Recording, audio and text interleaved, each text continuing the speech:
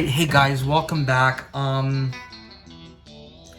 So today I'm going to be doing another ending explained video. So today I'm going to be doing an ending explained on this on the movie Barbarian. I've already seen the movie, I've already done a review on it. I had a disclaimer there, so if you haven't seen the movie yet, you might want to click away from this specific video. But today I'm going to be doing an ending explained. So in today's video, I'm going to be doing an ending explained on all these things right here. So we're going to be doing all of that. So first off, let me get into the movie. So let me talk about the point of the movie. So the point of the movie, or the synopsis, whatever. So basically, Barbarian is a movie about a young girl who rents out an Airbnb for a job interview the next day, only to get there and realize that her home is being occupied by a stranger. Now, I know a lot of us may probably think like, oh my god, this is a horror movie. She gets there, a stranger's already occupying her home. He's the bad guy. We're just waiting for him to strike and this girl to escape. But it turns out that let me just get into the names. Tess and Keith. So Tess is the one that shows up only to realize her home is being occupied, and right here, and Keith right here is the one who is occupying her home. Now, as I said, we're expecting it to be like any moment he's gonna strike, he's gonna attack, she needs to do anything she can to escape, but it turns out Keith has nothing to do with it, and he's actually the first victim. So,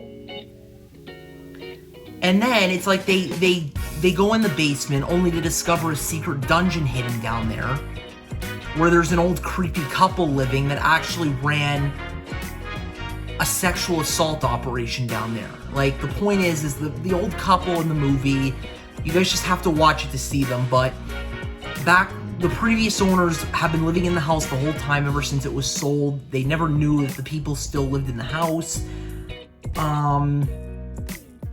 But anyways, it's like the wife was just so disturbed by the fact that she couldn't have kids and they wanted their own kids to raise. So they started kidnapping women off the streets and assaulting them. That's all I'm going to say, because I don't want to say anything else that may offend anybody. But basically, these two just happen to be the tenants of the new owner of the house. Little do they know that their home is actually being occupied by the two assailants that caused all this. They just happen to stumble across it. So obviously, since this is an ending explained, we obviously know that Tess ends up killing the perpetrator, the woman, off at the end, and the old man ends up shooting himself in the head. But now I'm going to get into the more strategic part of this, which is the outline of the movie, like what it was meant to show. So Barbarian, I feel, kind of shows like the difference between sexual assault and sex allegations and all of that. So then we meet AJ right here, who is a famous movie star who is being accused of rape on a film set. Little do we know that, so he shows up at the home, 176 Barbary, which is the address in the home, only to realize that somebody might be living in it, given that all their stuff is laying around. So he goes into the basement and discovers Tess and Keith down there and gets trapped in there with him. And then it's like, I think the old couple, they start realizing that he's accused of rape, and they start doing something with him. That's the only part I didn't understand.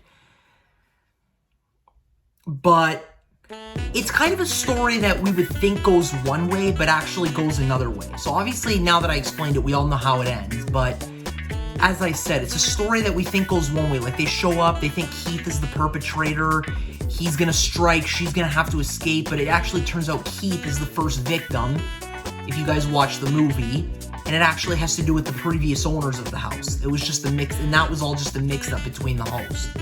So I think the movie goes to show the differences between all these things we see in the world, like in a scary fan fiction kind of way, you know what I mean?